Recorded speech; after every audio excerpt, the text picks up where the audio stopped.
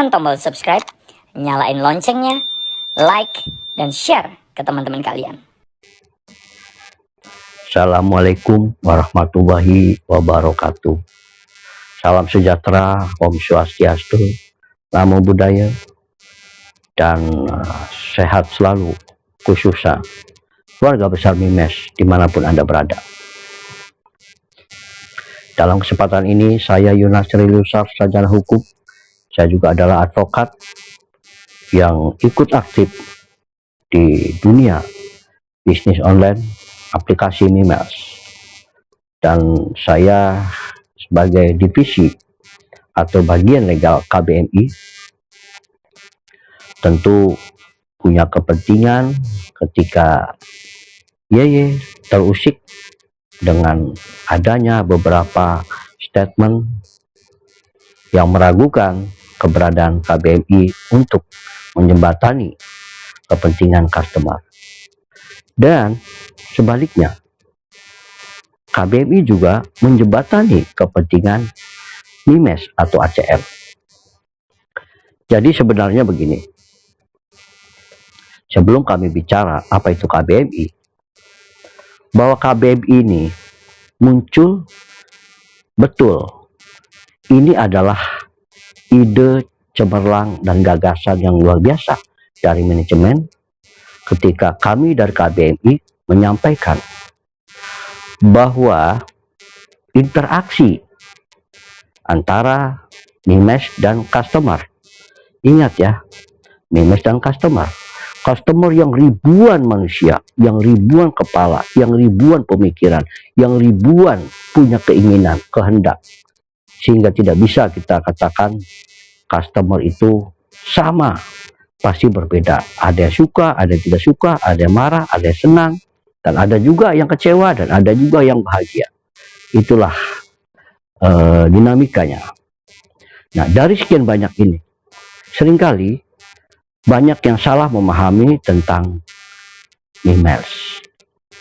Nah, ketika kami sampaikan seperti itu, dari pihak ACM, Mimes owner langsung berinisiatif dan mempunyai ide. Ya, sebaiknya kita harus ada yang menjembatani. Nah, disinilah perlunya kita satu wadah. Dan kami merespon. Jadi ada dua pemikiran dan menjadi satu. Dan kami juga sebagai customer, dan ketika berkomunikasi dengan ACM, muncullah satu pemikiran yang luar biasa dan direspon oleh ACM atau Mimes atau owner untuk membentuk suatu wadah. Dan wadah ini berdiri berdasarkan akte notaris, sehingga keluar nama keluarga besar Mimes Indonesia. Nah, tentu dugaan-dugaan negatif bahwa KBMI adalah kepanjangan tangan ACM Mimes, saya katakan iya. Namun sebaliknya, KBMI adalah kepanjangan tangan dari customer. Iya. Nah, di mana letak kesalahannya? Gak ada masalah. Jadi antara customer dan Mimes terjadi interaksi. Dari interaksi itu terjadi dua kepentingan. Terjadi hak dan kewajiban. Terjadi dua pandangan.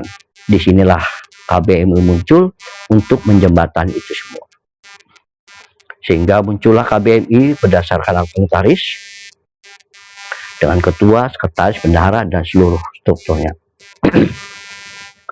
Di mana visi dari KBMI itu sendiri adalah aku cinta Mimes, sukses panjang masa.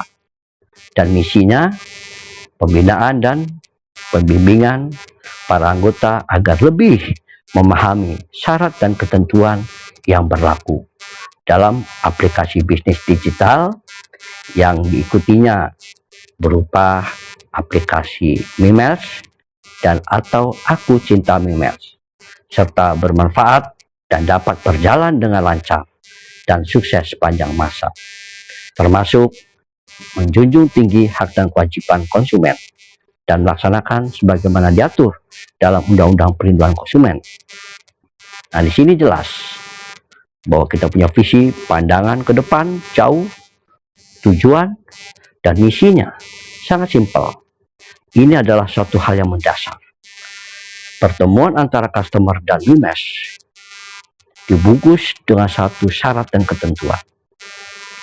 Nah, syarat dan ketentuan ini bagaimana dalam aplikasinya atau implementasinya, ya kan? Nah, jelas di sini bahwa KBMI atau kehadiran Perkumpulan Keluarga Besar MIMES Indonesia adalah sebagai wadah dan tercapainya maksud dan tujuan tersebut atau tercapainya visi misi tersebut.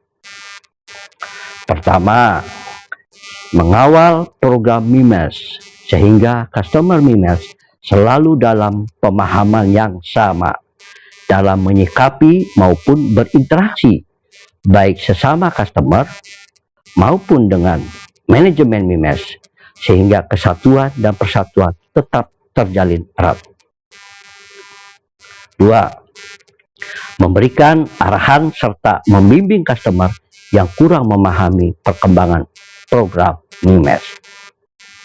Yang ketiga, menjembatani setiap perselisihan maupun persoalan hukum yang terjadi antara MIMES dan customer sehingga suasana kondusif tetap terjaga.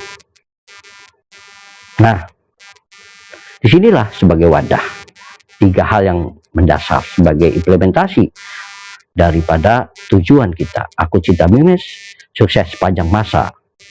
Nah, lalu muncul pertanyaan-pertanyaan yang sepertinya menyudutkan kami.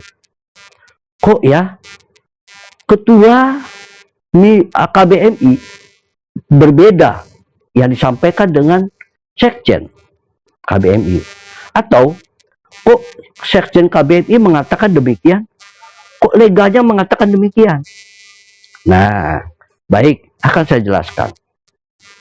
Dalam hal ini sebenarnya tidak ada perbedaan, hanya kami mempunyai peran masing-masing. Contohnya saya, dalam hal ini karena saya latar belakang adalah advokat atau hukum, tentu saya akan lebih memegang poin 1, mengawal program MIMES sehingga customer selalu dalam pemahaman yang sama. Jadi dalam perjalanannya, rule of law, perjalanannya customer akan diberikan selalu landasan, fondasi dalam memahami serta berinteraksi sesama customer maupun dengan manajemen MIMES dan tetap terjaga satu kesatuan. Jadi harus sama pemahaman customer maupun MIMES, customer dan customer memahami bahwa ada syarat dan ketentuan, dan itu yang menjadi landasan berpikir kita, bertindak dan memahami hubungan hukum antara MIMES dan customer. Dan ini landasan inilah yang YY selaku legal KBMI memberikan kisi-kisinya, memberikan pemahaman-pemahamannya, sehingga dalam posisi seperti ini YY akan menyampaikan sesuatu sesuai dengan ketentuan-ketentuan dan syarat-syarat yang terdapat di dalam ketentuan serta syarat di aplikasi MIMES, atau hal-hal yang disampaikan oleh ACM atau MIMES agar dipahami sama oleh seluruh customer MIMES. Nah, kemudian Pak Andi selaku sekjen, dia memposisikan diri, karena bagaimanapun juga di sini sering terjadi kesalahpahaman, salah memahami, atau ada kekecewaan atau apa segala macam. Mereka ingin menyampaikan ke siapa? Nah, disinilah peranan Pak Andi berada di tengah-tengah customer. Sebagaimana tadi saya sampaikan poin 3, menjembatani setiap perselisihan maupun persoalan pemahaman yang salah atau ada masalah. Sebelum masalah itu sampai ke persoalan hukum, kalau masuk ke persoalan hukum mungkin bagian saya. Tapi sebelum masuk ke persoalan hukum tentu diselesaikan secara baik-baik, atau setidak-tidaknya Pak Andi selaku sekjen menampung aspirasi, menampung segala sesuatu yang menjadi kepentingan customer, sehingga customer merasa tersalurkan aspirasinya. Nah, disinilah peranan sekjen KBMI. Dia dalam posisi yang mengerti betul, memahami betul bagaimana customer, kehendak customer, sehingga ini dia tampung aspirasinya, dia salurkan, dia sampaikan kepada ACM. Begitupun sebaliknya, hal-hal yang barangkali disampaikan oleh ACM, Mimes, sekjen punya kepentingan untuk menyampaikan kepada customer, sehingga antara customer dengan sekjen membaur. Disitulah ya. Nah, kemudian dalam hal ini posisi ketua, ya, dalam hal ini tentu posisi ketua juga itu lebih besar peranannya, karena namanya juga ketua KBMI. Nah, ini kalau saya ilustrasikan masuk dalam poin 2, memberikan arahan serta membimbing customer yang kurang memahami perkembangan program Mimes. Ingat ya, bahwa saya, Pak Andi, sekjen, maupun Bu Siska berangkat dari customer. Tentu lebih menekankan kepada informasi-informasi yang kita peroleh dari ACM ataupun Mimes disampaikan secara makro, menyeluruh.